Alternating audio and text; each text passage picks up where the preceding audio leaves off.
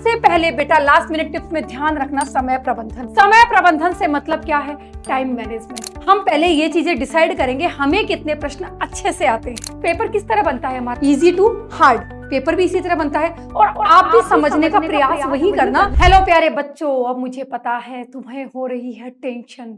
किस चीज की? संस्कृत की। अरे बेटा, मैं आपके लिए लेकर आई हूँ क्या टिप्स एंड ट्रिक्स, किस तरह हम फटाफट हमारे पेपर को अभी भी, क्योंकि हमने जितनी स्ट्रेटेजी फॉलो करनी थी कर ली। अब हमारे पास समय किस चीज का है कि पेपर हल करने के तरीके भी हमने देखे हैं, फाइनल स्ट्रेटेजी भी हमने देखी है कि मैम सब कुछ देख लिया, फिर भी टेंशन हो रही है।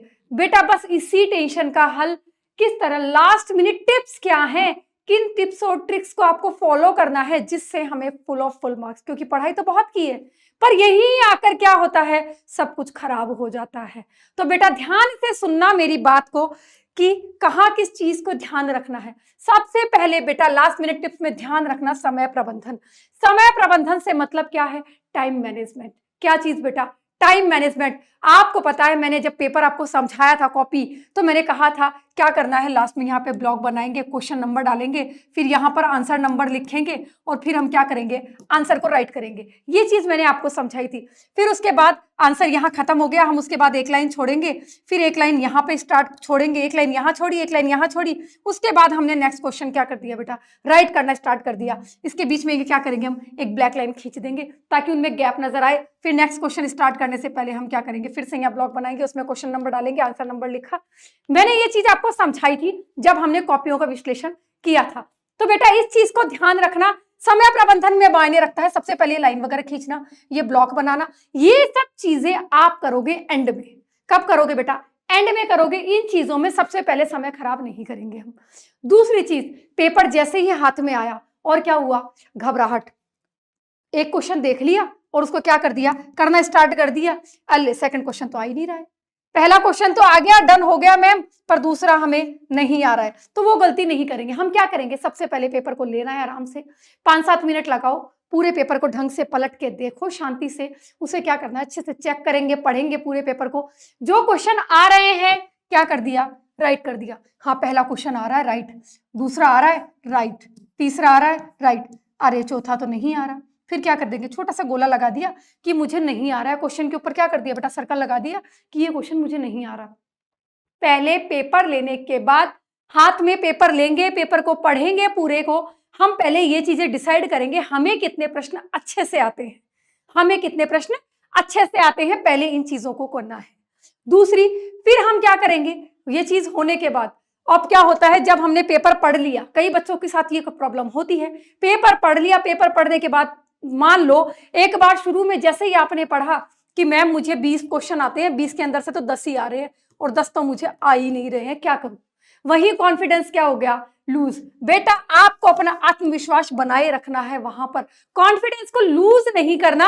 हमें ये चीज देखना है 10 ऐसे कौन से हैं जो मुझे नहीं आ रहे, शांति से, बिल्कुल शांति और धैर्य का प्रयोग करना है, हमें शांति से बैठ के सोचना होगा, पर सोचने में हमें समय खराब नहीं करना। उससे पहले हमें जो प्रश्न आ रहे हैं हम उनका क्रम लगाते जाएंगे और उन्हें इस तरह सॉल्व करते जाएंगे। जो प्रश्न आ रहे हैं पहले हम उन पर फोकस करते जाएंगे। अब ऐसा तो मत कर देना कि पहला प्रश्न किया है सीधा चौथे पे आ गए हैं या सीधे छठे पे आ गए, नहीं बेटा ये तो नहीं होगा। कोशिश करना लाइन से हो, क्योंकि पेपर किस तरह बनता है हमारा, इजी टू हार्ड। पेपर भी इसी तरह बनता है और आप भी समझने का प्रयास वही करना, इजी टू हार्ड चलते हुए इसी चीज पे फोकस करना है। अब बहुत रेयर चांस ऐसा होता है इतना पढ़ाने के बाद बहुत कम के साथ ये प्रॉब्लम होगी कि क्या कि लगातार हमें 5 क्वेश्चन आ ही नहीं रहे, ऐसा नहीं होगा, इक्का दुक्का कोई प्रश्न होगा नहीं आ रहा है। अब आप समझो एक चीज का और ध्यान रखना, जैसे हमारे पास क्वेश्चन हमने यहाँ डाला, प्रश्न संख्या है हमारी कितनी, 4, हमने यहाँ लिख दिया प्रश्न संख्या 4। प्रश्न संख्या 4 में भी 4 पार्ट दे रखे हैं, 1 2 3 4। तो क्या करेंगे मैम, तो यहाँ पर क्या लिखा, यहाँ पर फर्स्ट पार्ट, उत्तर का क्या लिख दिया, फर्स्ट पार्ट। और उस उत्तर में भी और खास तौर से ऑब्जेक्टिव वाले क्वेश्चंस पे चीज का ध्यान रखना। ऑब्जेक्टिव में 4 ऑप्शन दे रखे हैं, जैसे आपने दे दिया कोई भी 4 ऑप्शन दे दिया आपके पास, ए बी सी और डी, और उसके बीच में भी आपको पता है यहाँ पर लिखा हुआ होता है, पता है ना इस चीज का बच्चा। तो आप ये नहीं करोगे बी उत्तर सही है तो यहाँ पे आपने क्या लिख दिया, बी लिख दिया, काम खत्म, नहीं, ऐसी गलती नहीं करेंगे। हम बी को तो डालेंगे ब्रैकेट में और यहाँ पर हमारा पूरा उत्तर लिखेंगे। जो उत्तर बी के साथ दे रखा है ना, उसको यहाँ पर क्या करेंगे, हम पूरा लिखेंगे, ताकि अगर हो सकता है हमने यहाँ गलत लिख दिया, हो सकता है हमने जल्दबाजी में यहाँ गलत लिख दिया, कम से कम दोनों में से एक उत्तर तो सही होगा, दोनों में से एक उत्तर तो सही होगा। परीक्षक जांचते समय इस चीज का ध्यान दे लेगा, अरे उत्तर तो सही लिखा है, बच्चे ने शायद कंफ्यूज हो गया होगा, ये चीज क्या होगी, क्लियर हो जाएगी। इस चीज का ध्यान रखना, ऑब्जेक्टिव क्वेश्चन सॉल्व करते समय डायरेक्ट ये नहीं एबीसीडी लिख दी, नहीं, उस बी के सामने क्या लिखा हुआ है उसका पूरा उत्तर, ये चीज भी लिखना, इस चीज का भी ध्यान रखना। दूसरा, टाइम मैनेजमेंट के साथ साथ बेटा इस चीज को भी पढ़ते जाना, कॉन्फिडेंस लेवल बिल्कुल लूज नहीं होना चाहिए, ये तो आपको भी पता है और आप कर भी सकते हैं बेटा, आप कर सकते हैं, आपने पढ़ा है, बहुत अच्छे से पढ़ा है, अपने मन को ये चीज समझाओ, हाँ मैंने पूरे साल पढ़ाई की है, कोई बात नहीं, पूरे साल नहीं, मैंने 4 महीने पढ़ाई की है, कोई नहीं, मैंने 2 महीने करी है, 1 महीने करी है, 15 दिन की है, कोई बात नहीं, मैंने जितना पढ़ा है मैं अपना 100% यहाँ दूंगा। कितना बेटा, 100% पूरी जी जान लगाकर मैं यहाँ करूंगा। और करोगे ना बेटा, 75 नंबर का होता है ना, 75 से आप मान के चलो बिल्कुल जीरो बच्चा है ना जो सोच रहा है मुझे कुछ नहीं आता, वो भी बेटा 60 तक तो आराम से अप्रोच कर जाएगा, क्योंकि इतना डिफिकल्ट है ही नहीं, बहुत इजी पेपर आता है संस्कृत का, आपको पता है, गद्यांश पद्यांश में से छाट के भी करोगे ना तो वहां पहुंच जाओगे आसानी से। तो लोड लेना, टेंशन करना, ये चीज पूरी तरह छोड़ दो। अंत में ये ब्लॉक बनाने का काम कर देना, ठीक है, ये चीज का काम कर देना, बीच में लाइनिंग खींचने वाला। दूसरा, फिर क्या करोगे, पूरे पेपर को लास्ट में 10 मिनट लास्ट में आपके पास बचने चाहिए, किस चीज के लिए, ये लाइनिंग के लिए, ब्लॉक के लिए, और क्वेश्चन पेपर के साथ एक एक आंसर मैच करने के लिए। हाँ मैंने फर्स्ट कर लिया, हाँ मैंने सेकंड भी कर दिया, हाँ मैंने फोर्थ थर्ड भी कर दिया। इस चीज का खास तौर से ध्यान रखना, ये चीजें बिल्कुल छूटनी नहीं चाहिए। टाइम स्पीड से लिखना है तो लेख गंदा नहीं करना, स्पेशली इस चीज को ध्यान रखना बेटा, क्या आपका लेख बिल्कुल भी गंदा नहीं होना चाहिए। आपकी जो लेखन शैली है बेटा उस पे खास तौर से ध्यान रखो, साफ व स्पष्ट होनी चाहिए। कैसी होनी चाहिए, साफ व स्पष्ट।